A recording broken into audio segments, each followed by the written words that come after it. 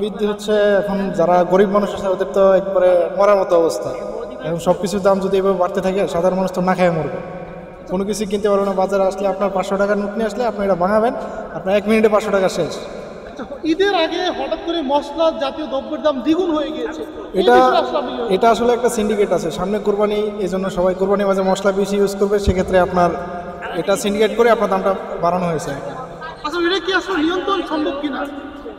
সরকার চাইলে সব কিছুই পারে। এখন এখানে অবশ্য অনেক সিন্ডিকেটের অনেক বড় হাত আছে, এটা আসলে আমি জানি না সম্ভব কিনা।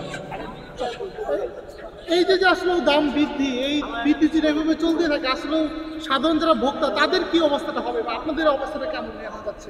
আমাদের অবস্থা ভাই, আমরা দিন এনে দিন খাই, এখন কি বলবো। এখন আমাদের মানে পারলেও তো খেতে হবে, হয়তো আজ এখানে আগে আমরা মানে 5টা খেতাম, সেখানে আমরা 2টা খাবো, এরকম। অনেক ক্রেতারাই তো বলছেন যে দ্রব্যমূল্যের দাম বাড়লেও চাকরিতে বেতন বৃদ্ধি হচ্ছে না, সেক্ষেত্রে আসলে আপনাদেরকে বেতন তো আর বৃদ্ধি হয় না, আর যেভাবে দৈনিক সব কিছুর দাম বাড়তেছে সে মানে এইভাবে বেতন বৃদ্ধি হয় না। সেক্ষেত্রে আমাদের মতো মানুষের মনে করেন কী করবো ভাই, আপনি আগে 3 বেলা খেতাম, এখন 2 বেলা খেতে হবে, আর কিছু করেন। একবেলা আমাদের খাবার কমিয়ে দিতে হবে, যে বেতন যেতে পারে না, খাবার তো অবশ্যই একবেলা কমাতে হবে, নাহলে তো আমরা বাঁচতে পারবো না। আচ্ছা, বাজারে কি কি কিনলেন এবং কোন জিনিসগুলো দাম সবচেয়ে বেশি দেখলেন? আমি আসলাম মাত্র, এখন দেখি কি হয় বাজারে। মানে এখনো আমার সম্পূর্ণ বাজার করা হয়নি, মশলাতে আসলাম, মশলার দাম দেখি অনেক বেশি।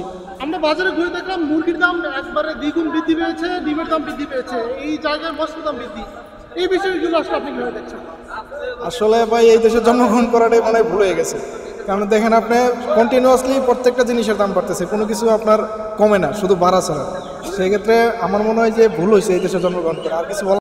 ঈদের আগেই হচ্ছে দ্রব্যমূল্যের দাম বৃদ্ধি হয়ে গেছে মশলা জাতীয়, এই বিষয়টা আসলে কেমন, কোনটার কি দাম? আসলে আগে এলাচ কিনা ছিল আপনার 2300 টাকা 2400 টাকা, এখন বর্তমানে এলাচের দাম বাড়ছে আপনার 3200 টাকা 3300 টাকা, ভালোটা বা 3400 টাকা, এরকম আর কি।